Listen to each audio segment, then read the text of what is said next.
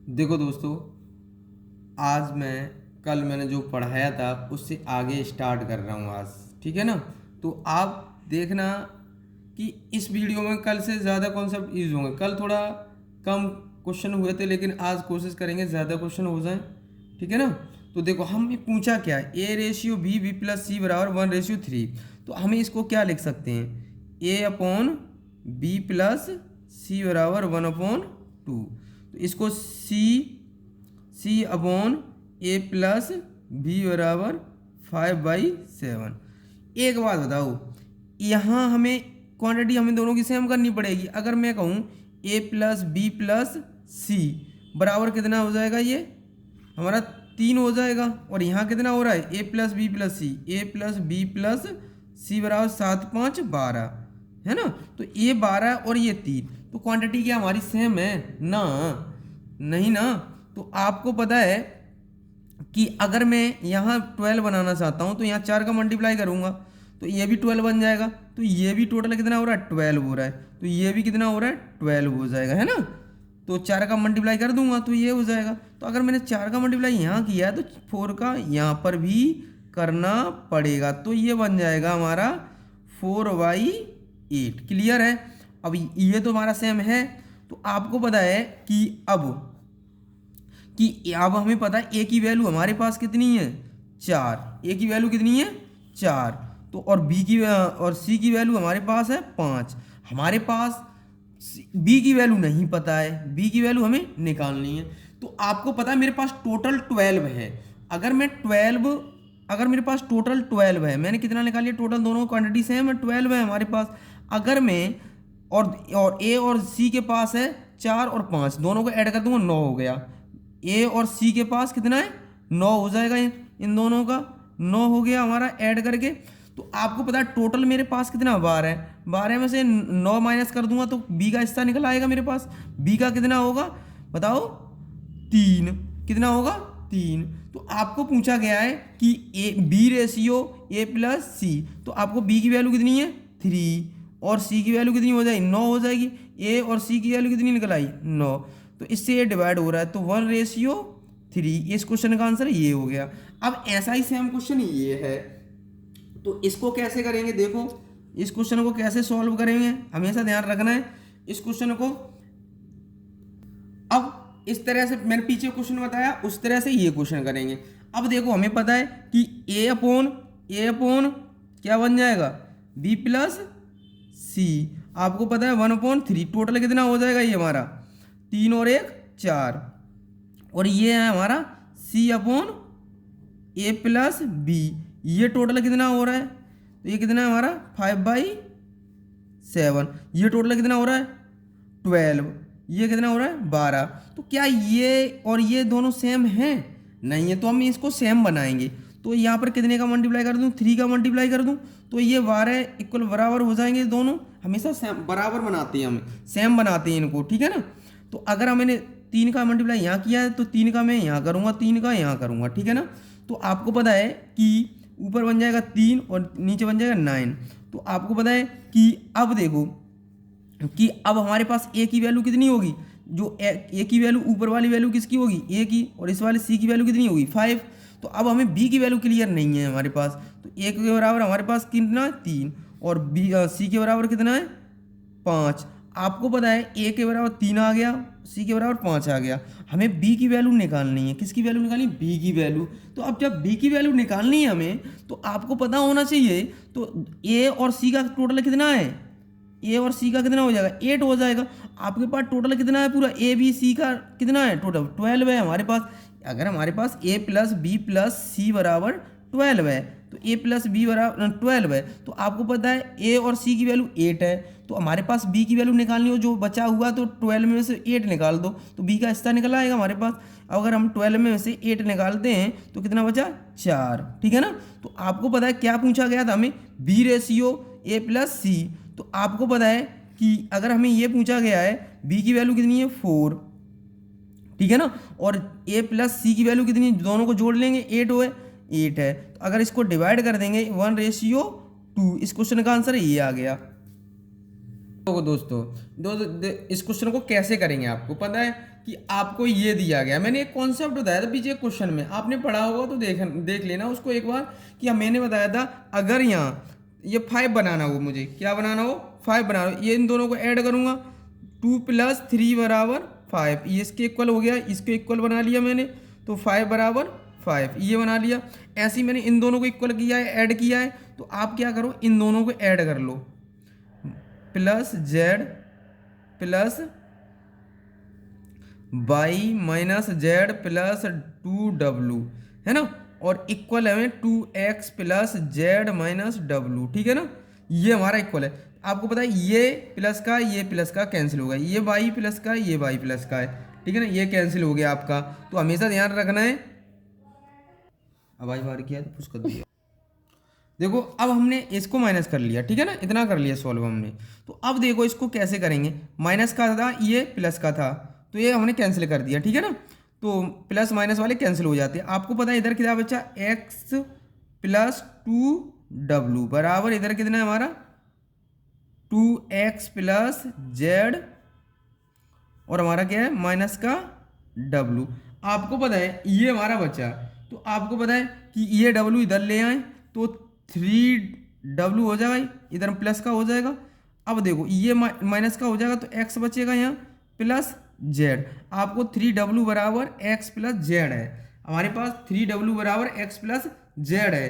अब हमें वैल्यू किसकी पूछी गई थी, इसकी, तो आपको पता है 3w बराबर हमारा कितना है, तो 3w की वैल्यू लगा दूंगा, मेरे पास कितना है, ये हमारे पास दे रखा है, तो यहाँ पर मैं पुट कर दूँ, माइनस का अंदर मल्टीप्लाई कर दूंगा मैं, तो मैं पुट कर रहा हूँ अब इसको, या तो हम इस तरह से यहाँ कॉमन ले लो, या फिर यहाँ कॉमन ले लेते हैं हम, या फिर ऐसे कर लो। तो आपको पता है 5 कॉमन ले लें, तो आपको पता है x + z, ये बचा -3w अपॉन w। तो आपको पता है कि अगर ये हमने कौन x + z की वैल्यू क्या है 3w, तो आपको 5 तो बार है ही है, तो मल्टीप्लाई 3w माइनस ये कितना है 3w अपॉन w, ठीक है ना, आपको पता चल गया इतना। अब आपको क्लियर पता है कि यहाँ पर भी 3 कॉमन आ रहा है और यहाँ पर भी आ रहा है, तो आप कॉमन w कॉमन ले लेंगे, क्योंकि ये 15 हो गया, 15 में से कितना चला जाएगा 3 गया, तो हमारे पास 11 बचा, 15 में 3 गया, कितना बचा। देखो अब हम इस क्वेश्चन को आगे देखते हैं, आगे तो हम इसको या तो मल्टीप्लाई कर दें हम क्या x + y, तो यहाँ पर 3 रख दिया हमने, तो ये हो जाएगा 5 × 15, 15 में से 3 गए 12 बचे, 15 में 3 गए कितने बचे 5 × 15, 15 में से 3 कट जाएंगे, 15w - 3w अपॉन w, तो ये आ जाएगा हमारा 12w आ जाएगा 12w अपॉन w, इससे ये कैंसिल हो गया, बराबर कितना आ जाएगा 12। ये हमारे इस क्वेश्चन का क्या आ जाएगा आंसर आ जाएगा, तो इसकी इक्वल क्या आ गया ये 12, ठीक है ना, ये कितना आ गया हमारा 12। अब इसको हम ये नीचे एक मान लीजिए, क्योंकि 1 है नीचे तो 1 लिख लीजिए, लिखना चाहो तो ऐसे भी लिख सकते हो 12:1, ऐसे भी लिख सकते हो आप, ये रेशियो में आ गया हमारा, है ना। अगर इसका डिवाइड करेंगे तो 12 ही आ जाएगा, तो यहाँ पर 1 मान लीजिए, है ना, मानने को तो आप क्या करेंगे, तो इसको इस तरह से लिख सकते हैं 1 नीचे मान लेंगे, ठीक है ना। आगे इस क्वेश्चन को देखो, अब इस क्वेश्चन को ऐसे ही इससे क्वेश्चन को करना है, सेम क्वेश्चन है, इसी प्रकार करना है हमें, है ना, जो मैंने ये कॉन्सेप्ट बताया आपको वैसे ही करना है आपको। तो आपको ध्यान रखना है कि इक्वल बनाना है, सबसे पहले तो हमें क्या करना है इक्वल बनाना है। करो इसको जल्दी से करके दिखाओ, जल्दी चलने दो, हाँ जल्दी, आपके पास 20 सेकंड है, करके दिखाओ।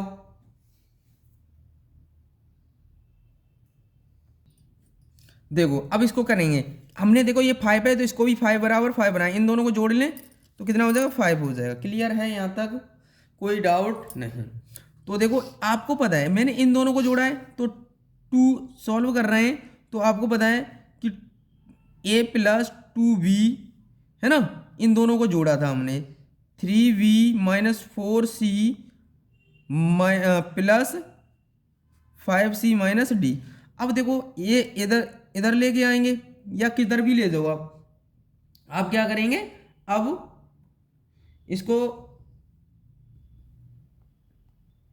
देखो अब हमें पता है कितना आ जाएगा हमारा, इधर बन जाएगा ए प्लस डी और इक्वल में क्या बन जाएगा बी प्लस सी। इसको हमने सॉल्व कर लिया तो आपको पता है बी उधर ले जाएंगे तो हमारे पास बी बचेगा, 3 में से 2 बी जाएगा तो यहाँ पर हमारे पास सी बचा ही, इधर ले आए कम।